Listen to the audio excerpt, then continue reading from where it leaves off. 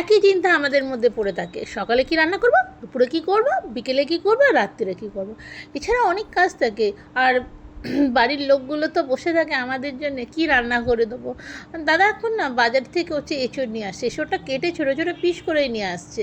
আর গরমকাল এখন এঁচোড় নয় পটল এইসব, টক ডালও হয়, কিন্তু এঁচোড় নিয়ে এসেছে ছোটো ছোটো পিস করে। এবার এঁচোড়টাকে কী করলাম বলুন তো, প্রেশারের মধ্যে একটু হলুদ, একটু তেল, একটু নুন দিয়ে আর আলু বড় বড় করে দিয়ে সিটি দিয়ে দিলাম কয়েকটা।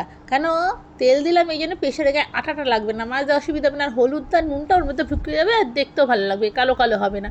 জাস্ট এবার কড়াতে তেল দিয়ে নিয়ে এবার জিরে, তেজপাতা আর লবঙ্গ, ছোটো এলাচ, দারচিনি দিয়ে ফোড়ন দিয়ে দিলাম, লঙ্কা দিয়ে দিলাম, দিয়ে এবার একটু পেঁয়াজটা ভাজা ভাজা হতে হতে এবার আমি এদিকে পেঁয়াজ, রসুন, আদা, লঙ্কা, টমেটো, গরম মশলা সব দিয়ে একটা পেস্ট বানিয়ে নিলাম। একটু বেশি করে রাখি, সব রান্নাতেই হয়ে যায়।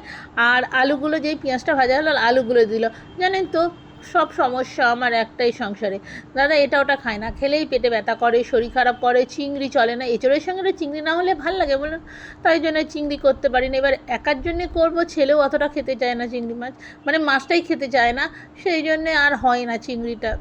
এবার আলাদা করে করতে পারি, বাই চান্স যদি খুন্তিটা মিশে যায়, হাতাটা ছিটকে চলে যায়, আমি বুঝতে পারি না, জানেন চটপট করে করি তো, তখন লোকটা পেটে যন্ত্রণা হবে, তাই জন্যে এবার কী করলাম, আলুটা ভাজা ভাজা হলে ওর মধ্যে এঁচোড়টা দিয়ে দিলাম। এঁচোড়টার সঙ্গে কড়াইশুঁটি ছিল ঘরে অনেক, কড়াইশুঁটি এখন তো ভালো পাওয়া যাচ্ছে, দামটাও কম, আর তার সঙ্গে ধনেপাতা দিয়ে এইবার ভাজাভাজি করতে লাগলাম।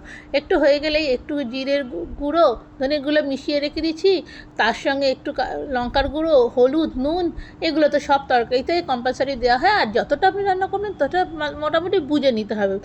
এবার মিক্সিতে দুটো তিনটে পেঁয়াজ, লঙ্কা, আদা, রসুন, টমেটো, একটু ছোটো এলাচ, দারচিনি দিয়ে ভালো করে পেস্ট করে নিই। অনেক সময় জিরে ধনেও দিয়ে দিই, দিয়ে এবার পেস্টটা থেকেই খানিকটা দিয়ে দিলাম, করেও রেখে দিই, ভালো লাগে। এবার ভালো করে কষে নিলাম, একটু গরম মশলা গুঁড়ো দিচ্ছি, আর ওপর থেকে একটু মিষ্টি না দিয়ে ভালো লাগে না কোনো কিছু।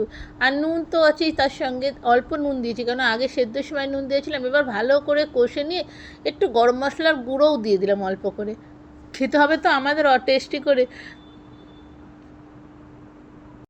আমাদের ঘরে নিরামিষ তরকারি মোটামুটি সবাই সব কিছু খায়, কিন্তু এই কি মাছটাই একদম চলে না। মানে আমি যাও বা একটু খাই, দাদা এবার ওপর থেকে একটু জল দিয়ে ঢাকা দিয়ে দিলাম, হতে থাকুক আস্তে আস্তে। আর একেবারে একটু ঘিও দিয়ে দিলাম, ভালোই লাগে গন্ধটা বেশ একটুখানি উঠে। আর হয়ে গেছে সেদ্ধ, এবার ফুটে উঠেছে, আমি ওপর থেকে আবার একটু ধনেপাতা ছড়িয়ে দিলাম, গন্ধটা লাগবে। আপনারা যদি চিংড়ি মাছ খান, একটু চিংড়ি মাছ বেছে আর হালকা একটু নেড়ে নেবেন তেলে দিয়ে, তার মধ্যে নামানোর আগে ছড়িয়ে দেবেন, একটু গরম করে নেবেন, দারুণ টেস্ট হয়। এমনিতেও খেতে খুব ভালো হয়েছিল, এভাবে বানিয়ে খান না, দেখবেন অসাধারণ টেস্ট।